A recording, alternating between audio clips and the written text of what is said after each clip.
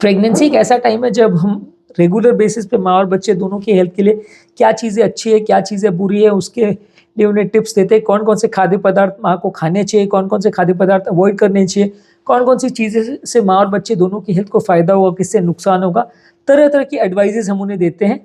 काफ़ी लोग ज़्यादातर जो इस तरह के एडवाइसेस देते हैं वो अपने एक्सपीरियंस के बेस पे या सुनी सुनाई बातों पर देते हैं। ज़्यादातर साइंटिफिक डेटा या साइंटिफिक लिटरेचर बहुत ज़्यादा इसके लिए अवेलेबल नहीं है। तो आज हम स्पेसिफिकली बात करेंगे उन चीज़ों के लिए जिसके लिए साइंटिफिक एविडेंस है कि वो प्रेगनेंसी में नहीं करना चाहिए। हमने ऑलरेडी एक वीडियो किया जिसमें हमने बात की कौन कौन सी चीज़ प्रेगनेंसी में करना चाहिए। तो आज हम बात करेंगे कौन कौन सी चीज़ें प्रेगनेंसी में नहीं करना चाहिए, कौन कौन से खाद्य पदार्थ को या इस तरह की चीज़ों को अवॉइड करना चाहिए। सबसे पहला बात करेंगे अल्कोहल का, जो कि सबसे ज़्यादा इंपॉर्टेंट है। हालांकि अल्कोहल पूरी तरह से फूड प्रोडक्ट तो नहीं है, लेकिन इसको प्रेगनेंसी में हर हालत में अवॉइड करना चाहिए। माँ की हेल्थ के लिए तो खराब है ही, बच्चे को भी डैमेज कर सकती है। बच्चे के ब्रेन में फीटल अल्कोहल सिंड्रोम डेवलप हो सकता है, जिससे बच्चे के ब्रेन को परमानेंट डैमेज हो सकता है। तो एज फार एज पॉसिबल आपको अल्कोहल अवॉइड करना चाहिए। फीटल अल्कोहल सिंड्रोम से बच्चे को बचाने के लिए आपको इसको पूरी प्रेगनेंसी में बंद ही रखना चाहिए। इसके अलावा कोई भी ऐसा फूड प्रोडक्ट है जिसमें इन्फेक्शन होने का चांस है, या जो प्रॉपरली स्टेरलाइज्ड या प्रॉपरली पास्चराइज्ड या प्रॉपरली क्लीन्ड या प्रिपेयर्ड नहीं है, उसको आपको अवॉइड करना है। क्योंकि अलग अलग तरह के इन्फेक्शन अगर माँ की बॉडी में चले जाते हैं तो बच्चे की हेल्थ के लिए भी डेंजरस हो सकते हैं। दोनों की जान का खतरा हो सकता है, और एक बार इन्फेक्शन फैल गया तो फिर प्रेगनेंसी अर्ली टर्मिनेशन भी हो सकती है। इस दौरान पेशेंट को भर्ती करने की जरूरत भी पड़ सकती है। तो ऐसे केसेस में मदर को आप रिकमेंड करते हैं कि अंडर कुक्ड या बिना पकाया हुआ या रॉ मीट नहीं खाएं। इसमें हार्मफुल बैक्टीरिया जैसे साल्मोनेला और इकोलाई होते हैं, जो कि माँ की हेल्थ के लिए नुकसानदायक है। अंडर कुक्ड या अनप्रिपेयर्ड या रॉ कच्चे एग्स भी नहीं खाना चाहिए, ये भी नुकसानदायक है। इसमें भी साल्मोनेला इन्फेक्शन हो सकता है।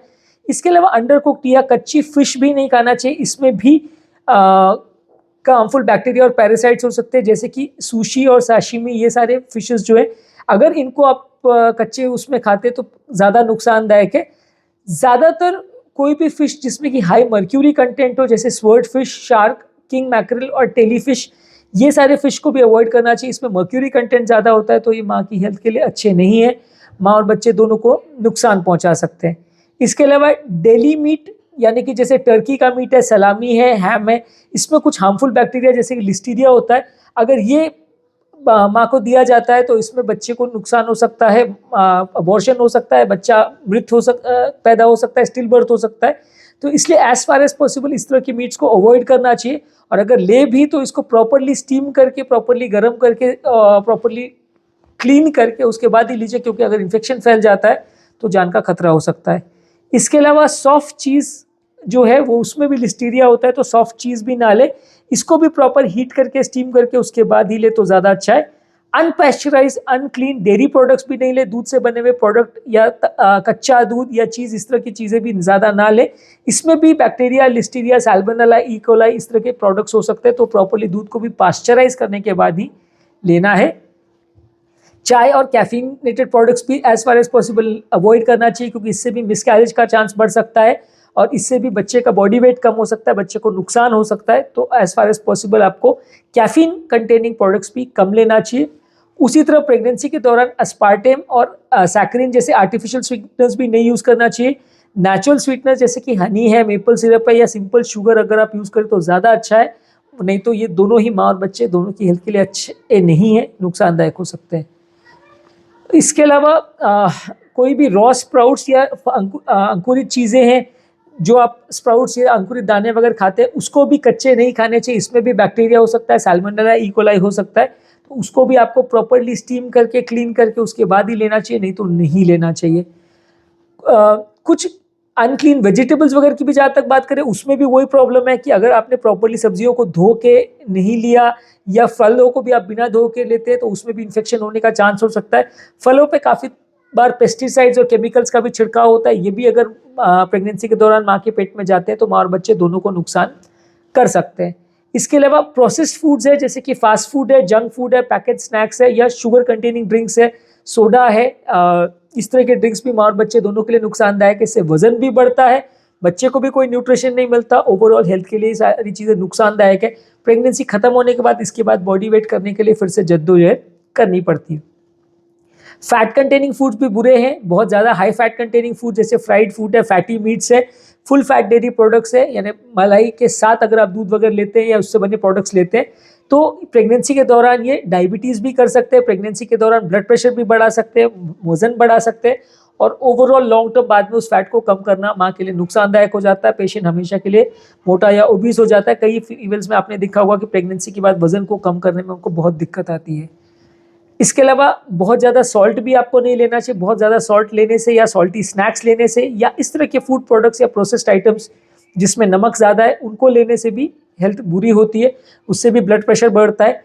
प्रेगनेंसी के दौरान हाइपरटेंशन का प्रॉब्लम बहुत कॉमन है। अगर आप एक्सेसिव नमक लेते हैं तो वो पानी रिटेन करता है, तो पानी भी भरना चालू हो जाता है, बीपी भी बहुत बार ज़्यादा बढ़ जाता है, तो फिर कम करने के लिए उसे दवा अलग से देनी पड़ती है, नुकसानदायक है। तो ज़्यादा नमक भी आपको नहीं लेना है। हर्बल टीज और हर्बल सप्लीमेंट्स को भी थोड़ा सा आप अवॉइड करिए, क्योंकि इसमें भी क्या है कि ये सारे प्रोडक्ट्स का कोई क्लियर गाइडलाइंस नहीं होती कि प्रेगनेंसी में सेफ है कि नहीं, कभी इस पर टेस्टिंग वगैरह भी नहीं हुई है। तो इस तरह की चीज़ें अगर आप लेते हैं तो माँ और बच्चे दोनों के लिए नुकसानदायक हो सकता है, क्योंकि बच्चे पर इसका कैसा इफेक्ट हो ये किसी को भी नहीं पता। अनपास्चराइज्ड जूसेस वगैरह भी मत लीजिए। जूस वगैरह भी आप जो अगर ले रहे हैं फलों का, तो उसको भी प्रॉपरली अगर वो क्लीन या पास्चराइज हो तो ही ज़्यादा अच्छा है। अनस्टेराइल जूसेस वगैरह अगर आप लेते हैं तो वो भी बैक्टीरिया रहित तो नहीं होता, उसमें भी कई बार सैल्मोनेला इकोलाई जैसे बैक्टीरिया जा सकते हैं पेट में, जो कि माँ और बच्चे दोनों के लिए नुकसानदायक है। तो आज के टॉपिक में हमने बात करी कुछ चीज़ों का जो प्रेगनेंसी के दौरान नुकसानदायक है। आपको नमक, शुगर, फैट वाली चीज़ें ज़्यादा नहीं लेनी है, बिना क्लीन की भी चीज़ें नहीं लेनी है, और अल्कोहल, स्मोकिंग या इस तरह की व्यसन भी नहीं करने हैं। ये सारी चीज़ें प्रेगनेंसी के दौरान नुकसानदायक है और माँ और बच्चे दोनों की हेल्थ के लिए खराब हो सकते हैं। यदि इस टॉपिक को संबंधित आपकी कोई कमेंट्स, क्वेरीज, सजेशन है, कोई और टॉपिक्स पर आप चाहते हैं वीडियोस बनाएं, कोई पेशेंट रिलेटेड क्वेरीज है, तो नीचे कमेंट सेक्शन में उनके बारे में बताइए, हम उन्हें कवर करने का प्रयास करेंगे। अंत में मैं डॉक्टर नवीन अग्रवाल तहे दिल से आपका शुक्रिया अदा करूंगा कि आपने इस टॉपिक को एंड तक देखा। जो लोग हमारे चैनल पर नए हैं उन्हें रिक्वेस्ट करूंगा कि चैनल को सब्सक्राइब करें। ऐसा करने से चैनल को कंटिन्यू करने के लिए हमें मोटिवेशन और इंस्पिरेशन मिलती है। जब भी हम कोई नया कंटेंट अपलोड करते हैं तो उसका नोटिफिकेशन आपको मिल जाता है। हम कोई यूट्यूब लाइव सेशन भी करते हैं तो आपको नोटिफिकेशन मिल जाता है। जो लोग हमारे चैनल पे सारे वीडियोस को बहुत डिटेल में नहीं देखना चाहते तो उनके लिए रेगुलर बेस पे हम यूट्यूब शॉर्ट्स अपलोड कर रहे हैं, जिसमें सारे टॉपिक का 1 मिनट में ब्रीफ समरी या इंपॉर्टेंट फीचर्स हम आपको बताते हैं। आप इसको देख सकते हैं और एज हेल्थ टिप्स अपने फ्रेंड्स, रिलेटिव्स और सोशल मीडिया ग्रुप्स में भी शेयर कर सकते हैं। ये सारा ही कंटेंट को हम फेसबुक और इंस्टाग्राम में भी रील्स के फॉर्म में शेयर कर रहे हैं, तो आप वहाँ पर भी हमें फॉलो कर सकते हैं। यदि हमारे चैनल पे आपको कंटेंट ढूंढने में दिक्कत आती है, आपके मतलब के टॉपिक्स आपको मिलना मुश्किल होता है, तो उसके लिए आप ये कर सकते हैं कि सारे कंटेंट को हमने प्लेलिस्ट में डिवाइड किया है। जिस तरह के टॉपिक को आपको देखना है या आप देखना चाहते हैं उस तरह के प्लेलिस्ट पर जाइए। BP, sugar, cholesterol, heart attack, heart failure, angioplasty, bypass, तरह तरह के प्लेलिस्ट है, तो आप उस पर जाइए, उसको क्लिक करिए और आपको वहाँ पे रेलेवेंट कंटेंट मिलेगा। ज़्यादा ढूंढने की मेहनत नहीं करनी पड़ेगी। ये सारे प्लेलिस्ट का लिंक मैं कमेंट सेक्शन और डिस्क्रिप्शन बॉक्स में छोड़ दे रहा हूँ आपकी सुविधा के लिए।